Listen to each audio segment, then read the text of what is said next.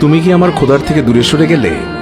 শোনো, এই পথ থেকে ফেরত না এলে আমি তোমাকে পাথর মেরে হত্যা করব। সূরা মারিয়াম আয়াত 46। একদিন সব লোক এক ধর্মীয় উৎসবে যোগ দিতে চলে গেল।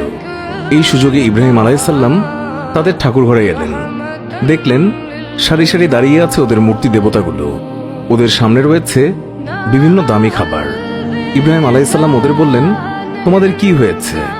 এইসব স্বাদের জিনিস কেন খাও না? কি হলো, কেন কথা বলছো না? এরপর তিনি মূর্তিগুলোকে আঘাত করে ভেঙে ফেললেন, কিন্তু ঠাকুর দেবতাকে ভাঙলেন না, ওকে ওর জায়গায় রেখে দিলেন। উৎসব শেষে লোকেরা ফিরে এলো। দেবতাদের অবস্থা দেখে সবার তো মাথায় হাত।